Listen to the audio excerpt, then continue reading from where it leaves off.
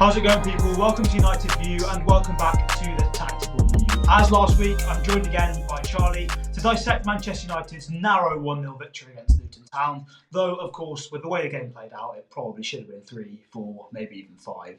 But anyway, a frustrating game, Charlie, and I think we sort of knew what we were going to expect when we came into the game in terms of Luton. Realistically, don't have much quality, probably going to sit very deep for the majority of the game.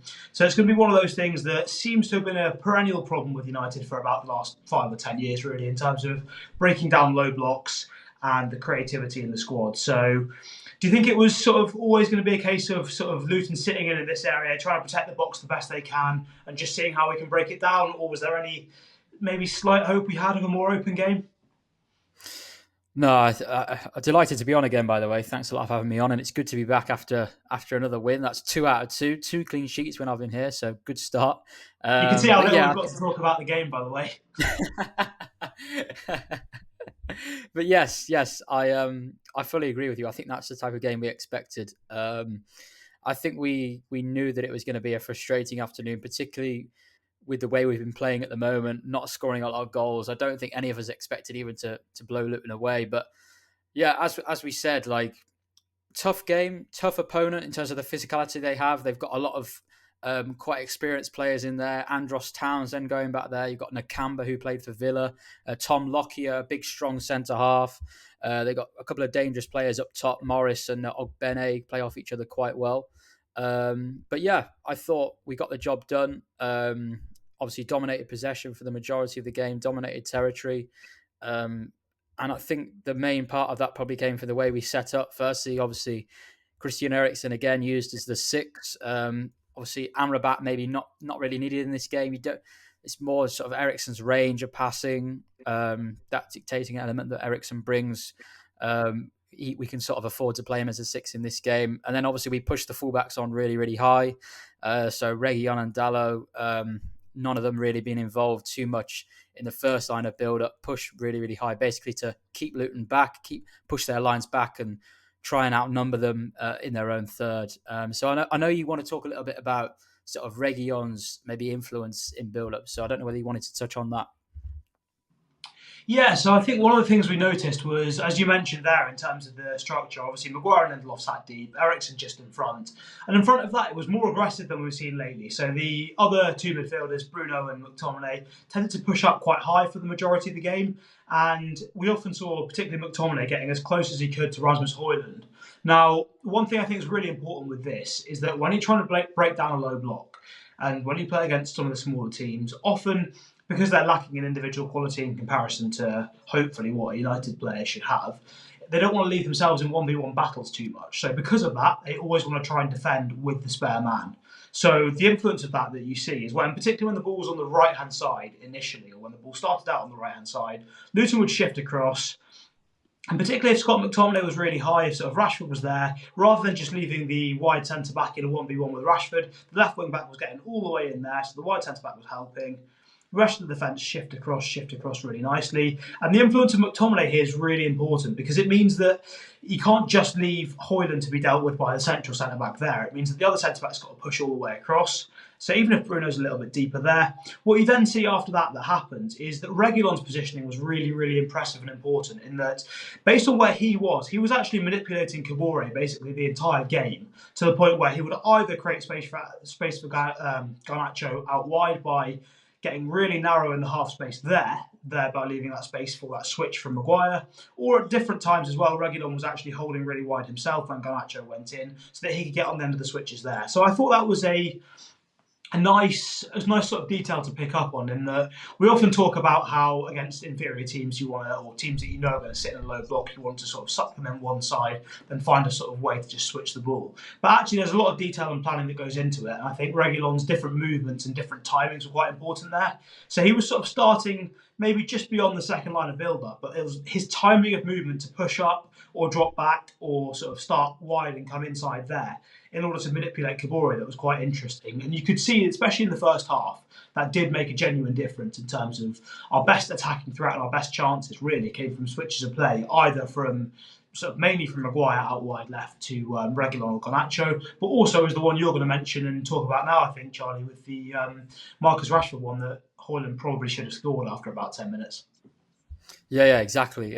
And when you are playing up against a very, very organised block, switching play is incredibly important. And I think we talked about this a couple of weeks ago. I can't remember which game it was, but we talked about, I think it might have been when we played Man City, something that they did at halftime. We were talking about this on the train. You actually said to me, you noticed when we played against City, one thing they did at halftime, let's switch it more often. Let's move United's block from side to side and tire them out.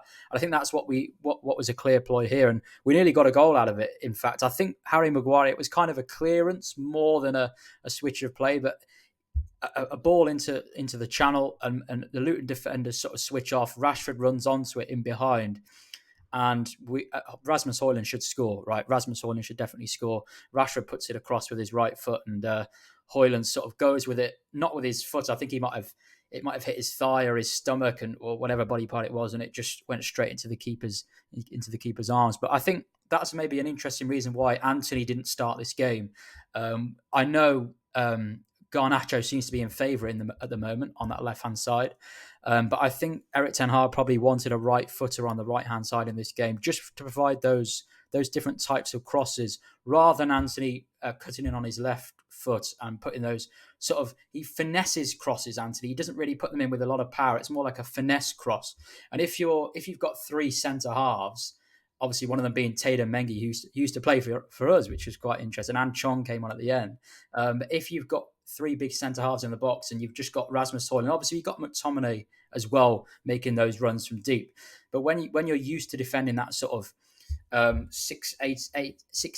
yard area, it's very, very easy for Luton defenders. If the ball's just coming in with Antony's left foot, you can see the ball all the time. You can see the flight of the ball and head it away.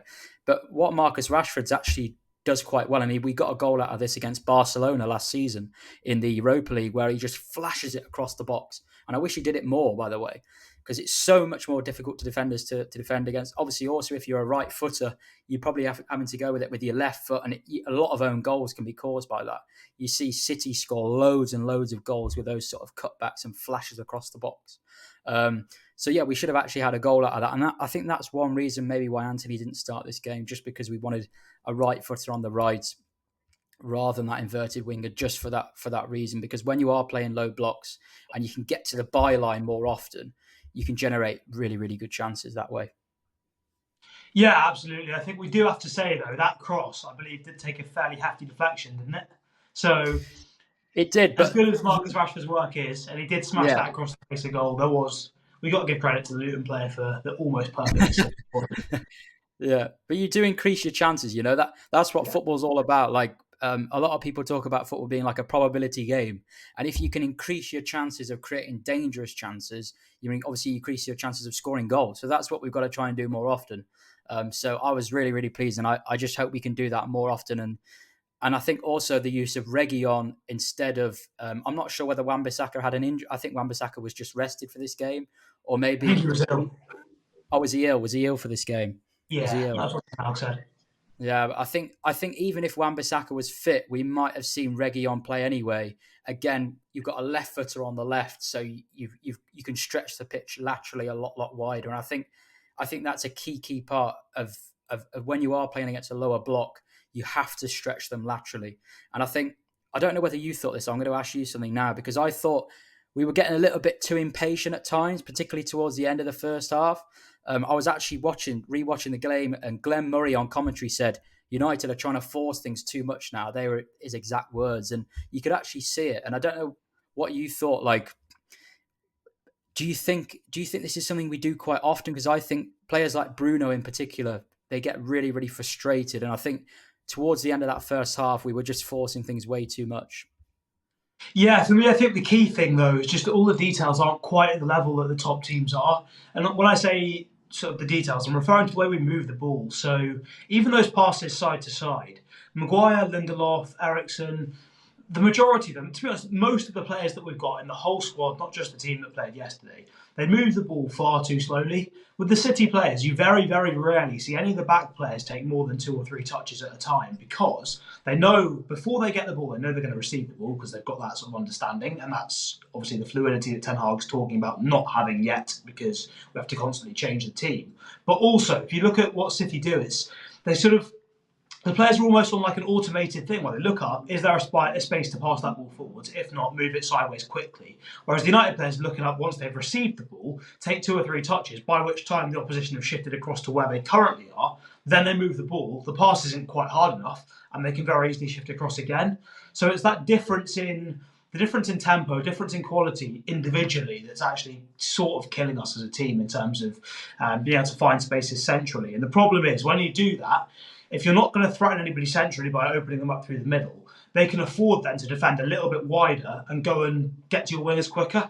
So it's almost like a sort of vicious circle there where, because we at times haven't had enough threat in central areas, teams can defend a little bit wider because they're not going to get opened up. And that then makes it harder for us in wide areas to have the threat that we need again.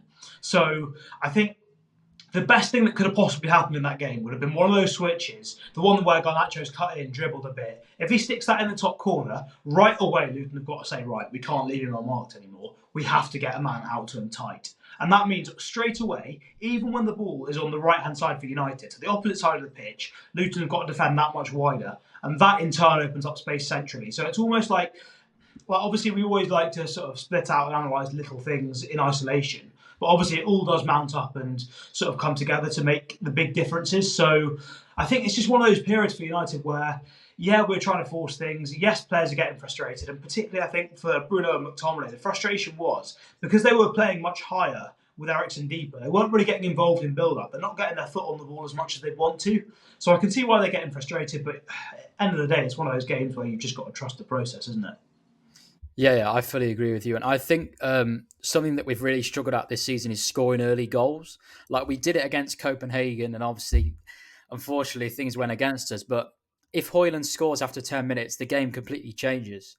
And Luton's mindset changes. And when you are a inferior opposition, I don't like saying that, but when you are an inferior opposition, if you go through sort of 10 or 15 minute periods. So you say, all right, lads, let's get through the first 15. Let's get through the first half an hour.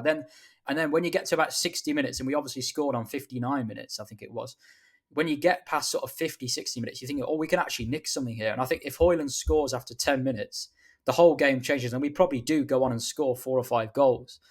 So I think those little marginal things have gone against us this season through poor finishing, bad refereeing decisions, bad injuries, and also just, as I said, poor finishing, poor decision-making from players. But I think people do forget those fine margins make a whole lot of difference, especially when you're playing against a team like this. But nevertheless, we should be dispatching Luton in a better way than we did. Yeah, but I think we do have to obviously bear in mind that if you look at the XG chart we've got here, you can see that obviously there's that goal that Charlie referenced on 59 minutes, but pretty much for the entire game, United were vastly ahead on XG. So the positive here is that it's not like United struggled to break Luton down. The struggle was very, very much with the finishing. And obviously, I think, as you say, Charlie, the impact there of an early goal is huge. I think we created almost 3 XG, and that's without the impact that an early goal has in terms of changing the game and changing the way that Luton have to play, because once you're down, you can't hang on and hope for a draw really anymore. You're going to have to come out at some point and try and go for something, at which point you'd like to think Rashford, Garnacho, Højlund can pick them off on the counter. So I think that was a big one. I think the last things we probably want to touch on today are, I really wanted to have a few words about Mason Mount's performance when he came on. Yeah, Mason Mount, obviously McTominay, Eriksen, I hope he's okay. It didn't look too good for Eriksen with I think he did his knee, which hopefully he gets better because we don't need any more injuries. But McTominay obviously went to the 6, and then Mason Mount comes on and plays in the 8. And he did give the ball away a couple of times, but his reaction when he lost the ball was super sharp. And I think that is a clear difference between him and a lot of the other players we have. I think not just his work ethic, but also his intelligence. And I just think he's not a flashy player. And I think Man United fans, and I think we over the years, we've had a lot of flashy players, and we want flashy players, but I think we need more players who just keep us steady and keep us ticking and follow instructions and carry out instructions well. And I think that's something that Mason Mount does well. So for me, I'm not just basing it on this second half performance on Saturday, which I thought was decent. It wasn't incredible, but it was decent.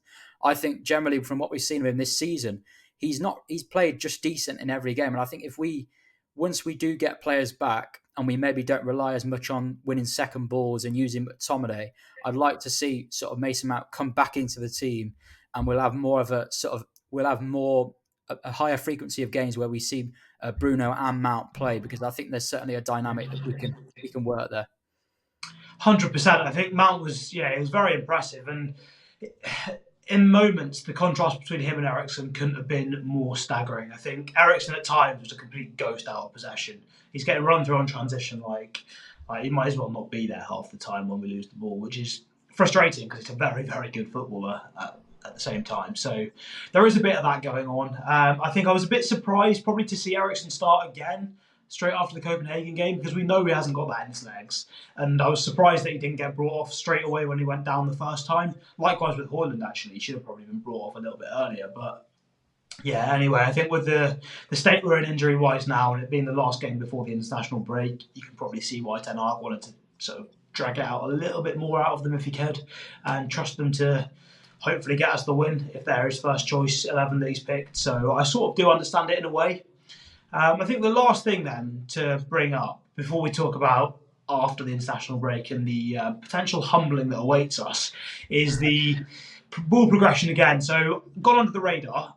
Harry Maguire, excellent performance. Victor Lindelof likewise. And you can see here in terms of ball progression that both of them were by far the best players on the pitch, and genuinely a very, very good display from both. I felt personally that Lindelof, in terms of going back to the aggressive form and sort of winning his duels that he did at the end of last season when he was pretty good for 3-4 months, that was the key difference. Start of this season so far, he's been passive, he's been standoffish, but he's gone back to being aggressive, back to wanting to get stuck in, wanting to win the ball at all times, and that's made a big difference. He played much better against Luton, and Maguire was fantastic as well, so credit has to go to them.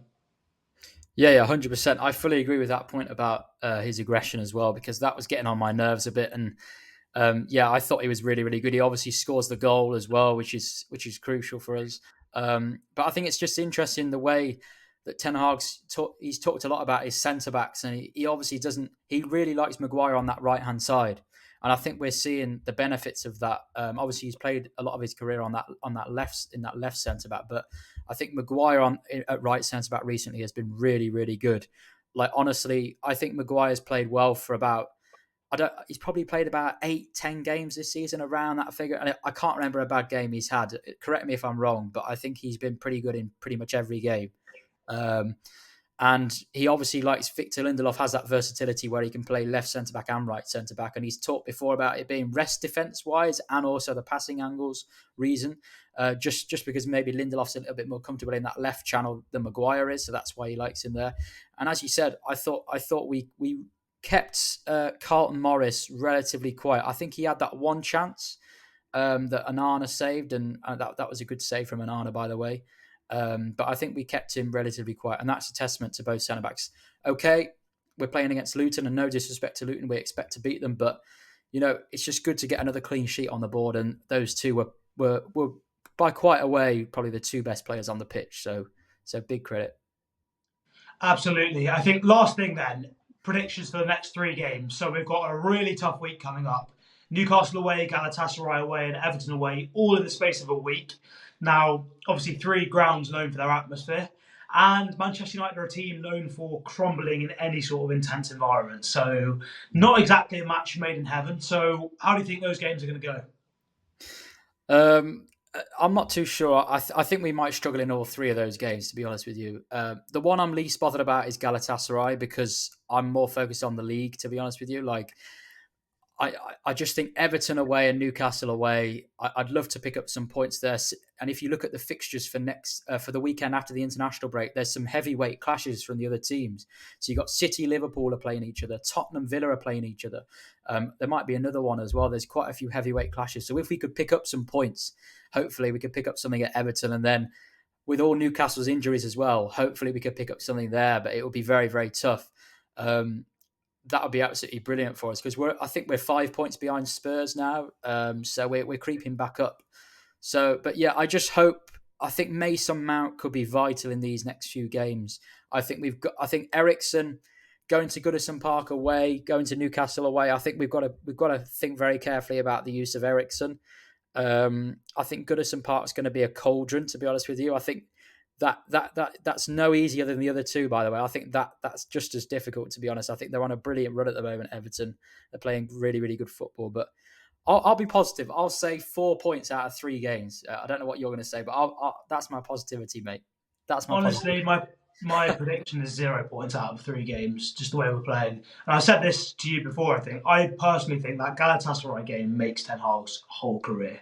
It could break it as well. I think if United go there and completely fall apart in the atmosphere, things are going to look extremely tough, especially with the other games around it. But I think if United can go to Galatasaray, one of the most intense atmospheres in world football, and come out of that with all 3 points, I think Ten Hag and the players can then look back at that and say, hang on, if we can handle this, we can handle anything in England easily in comparison, no problem at all. So for me, I think that really is a huge test of the group in terms of less so their footballing ability, but more their mental side and how they deal with pressure, how they deal with the environment, how they deal with the potential consequences of missing out in terms of probably being eliminated from the Champions League. So for me, 3 huge games, potentially career-defining for Erik ten Hag in his era, but we'll have to wait and see until after international break for how those go down.